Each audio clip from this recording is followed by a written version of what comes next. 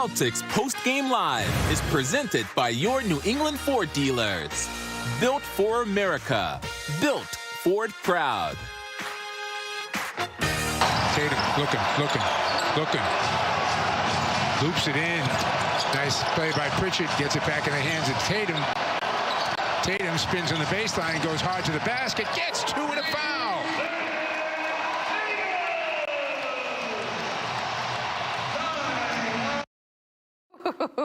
One question I do not have about this Celtics team is who is the closer. Welcome in here to Celtics Post-Game Live, presented by your New England Ford dealer.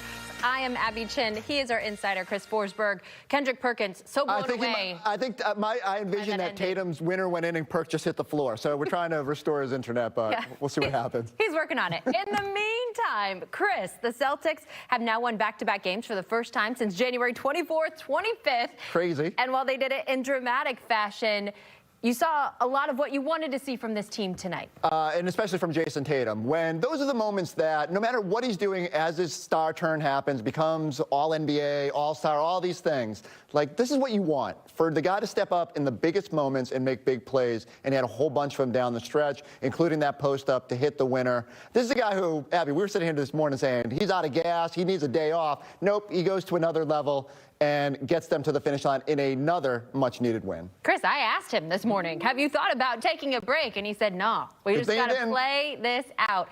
And you know he looks forward to these matchups against Bradley Beal, who put up 46 points, but it was the Celtics who, I mean, I was concerned with 4.7 seconds left, but the Celtics got the stop when they needed it most. Yeah, and this is what they needed, right, is when the one thing they've had trouble with is in crunch time, getting the defensive stop. And as the Wizards started to stretch this thing out, it felt like, man, are they going to get that stop? They did when it mattered most, especially there at the end. Tatum part of that trap, forcing the last Beal miss. But Jason, a big night there at the finish line. We got a chance to catch up with him after the game. Right here with Jason Tatum. Jason, take us through that last possession, the post up to win it. We had a play drawn up, and then, if it didn't work, Brad told me to go post up, in that mid-post area and make a play. So I tried to do, and, we got a big stop. What were you telling the team there at the end when they started to stretch it out a little bit? How did you guys get back in this one?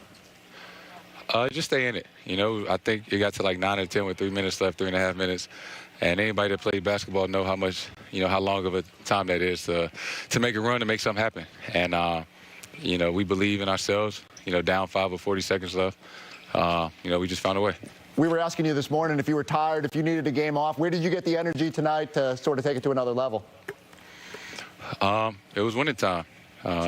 We told each other we got to dig deep in that timeout, do whatever it takes to figure it out. And last thing, you said that you definitely wouldn't do the dunk contest, but after that poster on Robin Lopez, any reconsideration? I mean, if you watched last game when I got stuffed by the rim, I had to make up for that. All right. Thank you, Jason. 31 points from Jason Tatum, and now we got Big Perk here with us. Perk, we joked that shot, the win for the Celtics, did it blow you out of your seat? Took the computer out? Took everything out? You all right? No, I'm good. I was just trying to get everything situated. Sometimes I be having technical difficulties, but I was watching the game, and listen, I'm going to say this. The most impressive thing about Jason Tatum is that he didn't settle. Down 3, and he didn't settle for that sidestep 3. He attacked the basket, got to where he wanted to go, and then got a great defensive stop, forced the turnover, got it again in his mid-post area, attacked the basket again, got the layup, and then on the other end, great recognition by Jason Tatum to say, you know what, I'm going to trap Bradley Beal. You're going to have to score over 2 people, so somebody else is going to have to beat us. But great job by JT. That should have been an and one on the first drive, getting back into the play, trapping without fouling, causing a turnover, getting it back, just going look, outside the court, Jason Tatum and Bradley Beal are probably great friends. When they get between those lines, as we saw tonight, they trying to go at each other next, and you love to see it. Oh, yeah, the emotions in that. And it wasn't Brad's fault, as Drew pointed out. It was where Tatum had fallen. That caused the ground to be wet. Brad slipped out of bounds, and that allowed for Boston to get the ball back and ultimately Jason Tatum to score the winning bucket for Boston as we now start the crossover and we welcome in Tony and Jason. Guys, it looked like the Wizards had this one. It looked like the Wizards were going to get their 10th win of the month. But what do you take away from this game? Tony, I'll start with you. The fact that they came back, they had the lead. Do you look at it as positives? Do you look at it negatives? What are you thinking? I look at it as a positive. It's just that last 20 seconds needs to be tightened up. I thought the Wizards played a solid second half, particularly in the fourth quarter with their defense is what really got them back into the game. You look at the energy that they played with on that end and then the execution on the offensive end.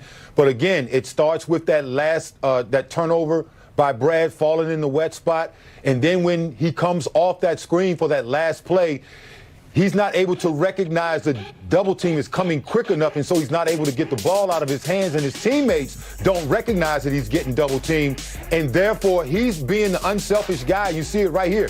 He recognized, oh, there's a double team. He's looking for somebody, but they recognize it too late. There's only 4 seconds on the clock, and so he still almost makes a shot. So tough break right there for the Wiz. You know, I think Tony said it right. That was just a tough game. The Celtics were not playing well in the first half. The Wizards didn't even make a field goal until halfway through the first quarter. I think it was just a hard-fought, ugly game. A lot of free throws in that first half, but the second half, the Wizards fought back.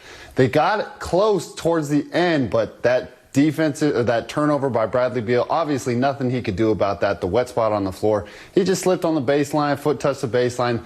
Tough loss for the Wizards. A tough loss indeed, and guys, let's not take away from this month. This month has been so good. They have 9 wins. They suffer this 1-point loss.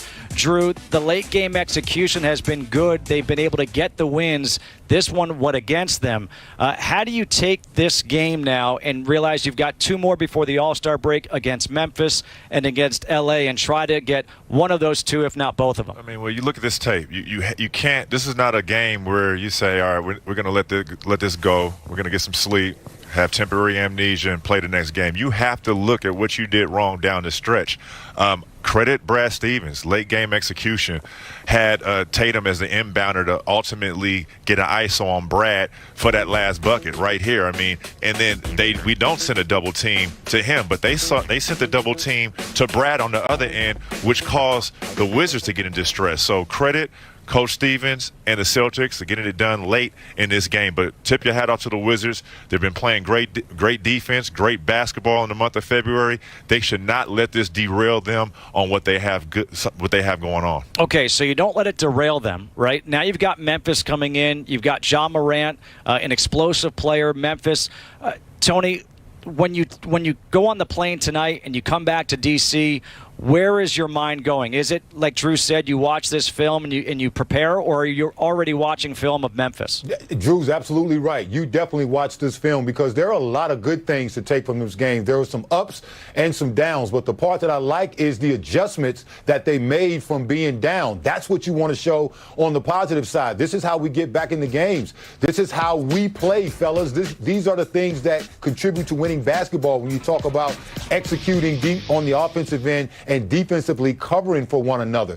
They played the perfect game, I thought, up until the last, I wouldn't call it perfect, but they played a great game up until that last 25, 30 seconds. That's when you really need to see better execution, and that's where the mistakes happen. Ultimately, that's how Boston got back into the game, capitalizing on those mistakes. It's just a matter of recognition in the crucial part of this basketball game, which was right down that last 30 seconds or so.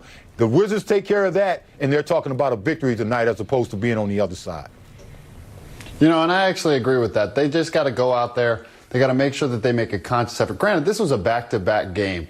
Tough start to the game, but they fought and they stayed with it the entire game. You got to applaud them for that. Then moving on for these next 2 games before All-Star break, finish it out before the All-Star break. Don't check it out too early, too soon, but make sure you finish out Memphis and then get some get back against the Clippers as well. This is a team that's playing very, very well before the All-Star break. They need to keep that chemistry, that offensive flow, and look at Bradley Beal just having fun.